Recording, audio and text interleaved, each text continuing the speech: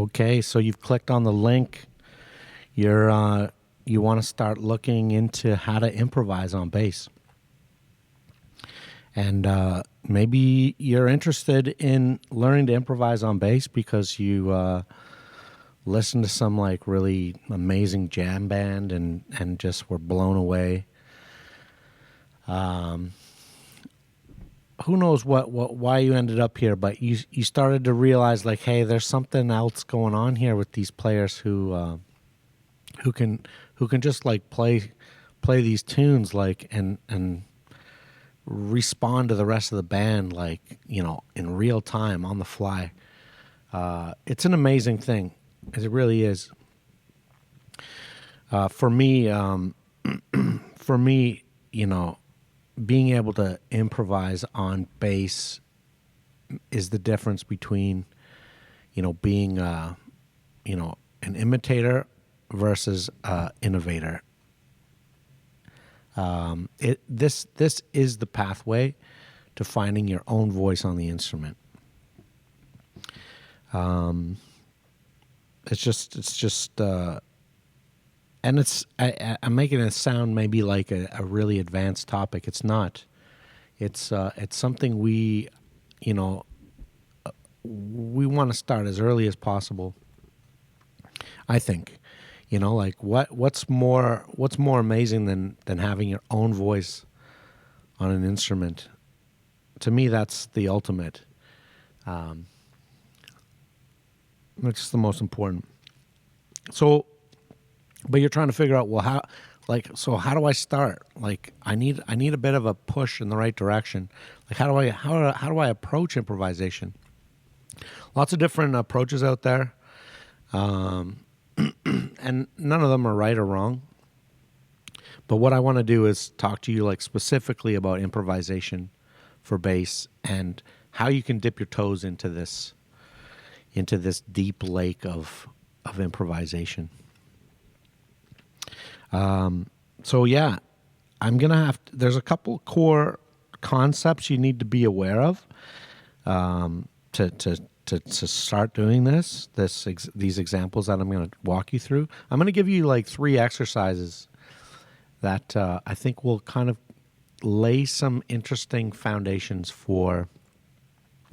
It'll change the way maybe you look at like what it means to improvise compared to how you may have been approaching the bass in the past.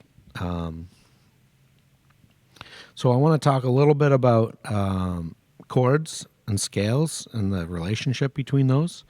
And for those of you who are familiar with these concepts, you know, skip ahead, and I'll have the exercises here like towards the conclusion of the video. So let me talk a little bit about scales and chords. If you play all the white keys on the piano and you start on C and walk up to the next octave on C, you get a C major scale.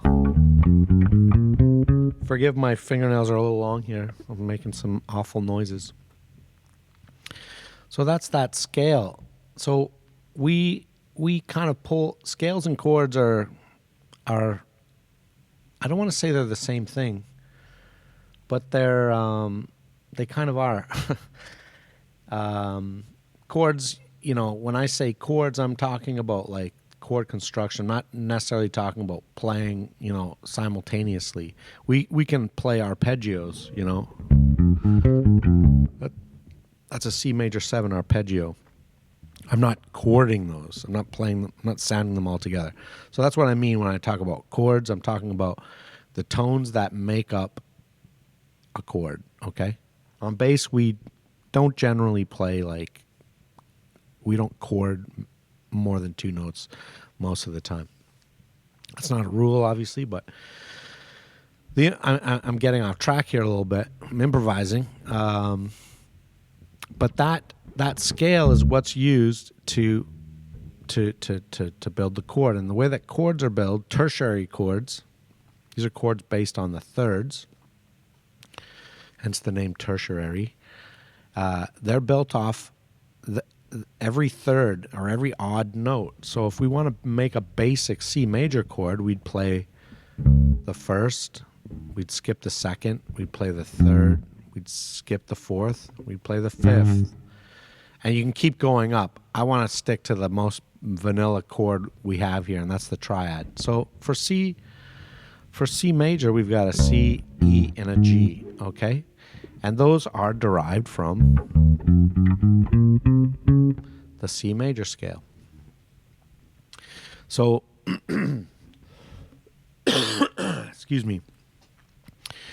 So what the examples I want to show you here, this is a really basic example of how we can leverage the scale from which the chord was derived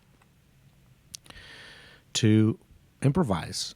And so what I want to do is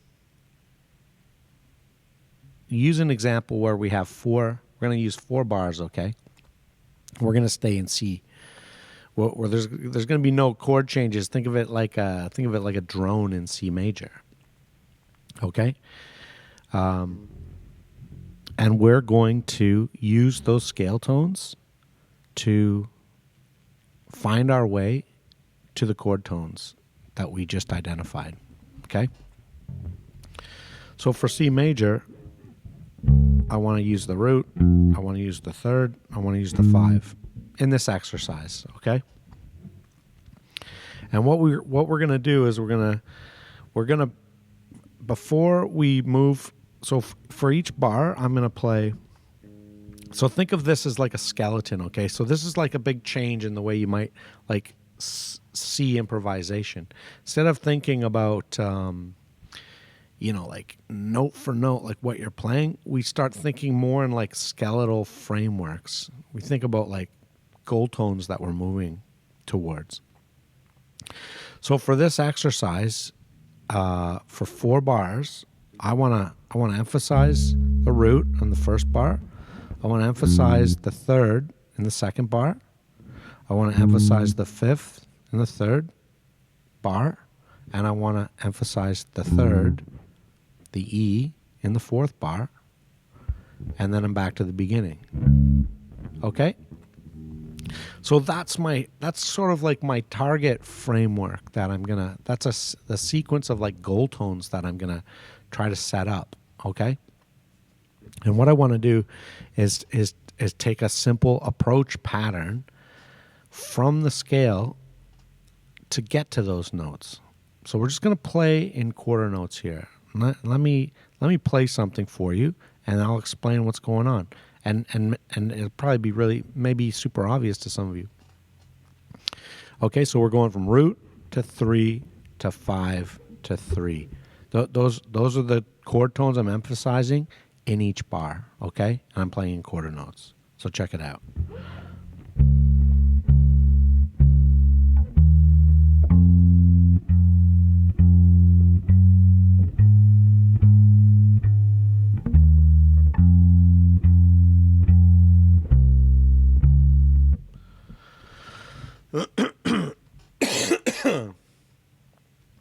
So what I did there, and that sounds like very maybe very classical sounding.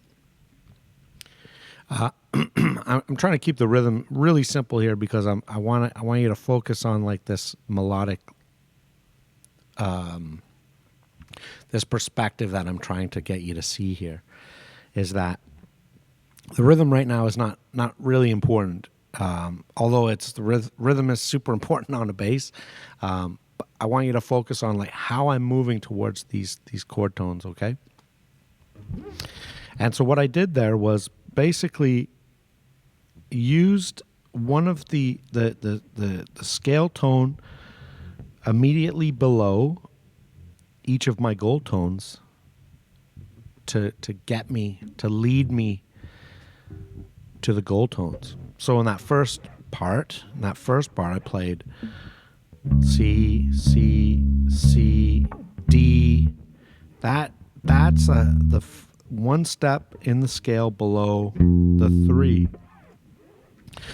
1, 2, 3, 4. 1, 2, 3. Boom, boom, boom, boom, boom, So I'm just approaching from below. And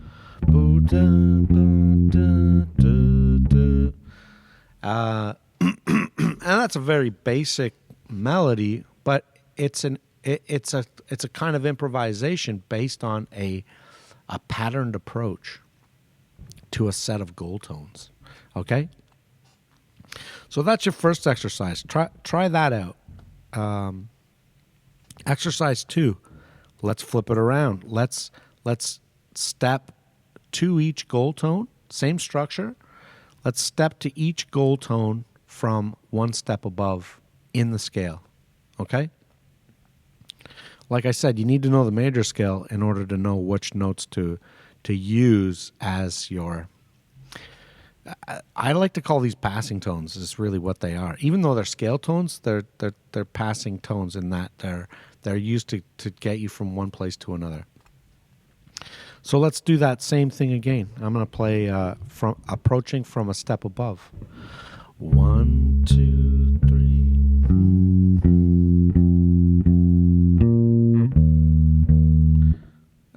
And that's when you improvise, you're going to make mistakes, and that's okay, and that's good. I just made a mistake, and you work with it. You go with it. So let's try that again.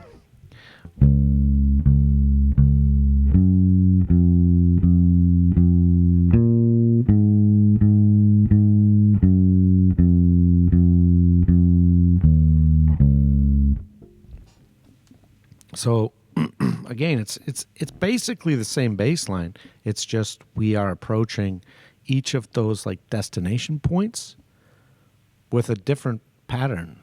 Okay, like a different algorithm, if you will, like a different program. So that first program was approach each gold tone from a step below, approach each gold tone from a step above. Okay, so that's an example, and those are going to work. These are going to work. You know, if you're expected to be playing in C major, these are all going to work because you're landing like the chord tones on the downbeats, and even though you're temporarily, you know, landing on non-chord tones, it's okay because they're transitional. They're being used to get you there, get you to those places. So a little bit of dissonance, if you will, is good. Actually, like freshens things up a little bit. So there's 2 exercises there. The third one I'm not going to demonstrate for you because I want to leave it with you guys. Is take that same idea. I got 2 versions of this. Okay, so take that same idea, try alternating. Try alternating the passing tones from, you know, a step below and a step above each of the gold tones you're targeting. The target tones, the guide tones, as some call it. Try changing those up. And play around. Like there's the number of like variations or possibilities that you could come up with here. Like there's like, you know, I don't want to do the math. It's not my strong suit, but there's probably dozens of different variations of that line. And when you start to realize like, oh, okay, well, you know, like this is kind of like Choose Your Own Adventure. I don't know if any of you guys remember those books, you know. These are like options. This is what improvisation is kind of like about, is like knowing like what options you have available to you. And this one's really, really kind of like a no-fail method for starting to like, you know, see your bass lines a little bit differently, you know, instead of seeing them as just a sequence of like notes, you know. This method is more like kind of like, oh, you start to abstract, like what are what are the important notes I want to hit, and then all the other stuff are just like ways of getting to those spots. This is where you get free. This is where you start to get more comfortable with improvising. And this is a very like simple method: a step from below or a step from above. Okay.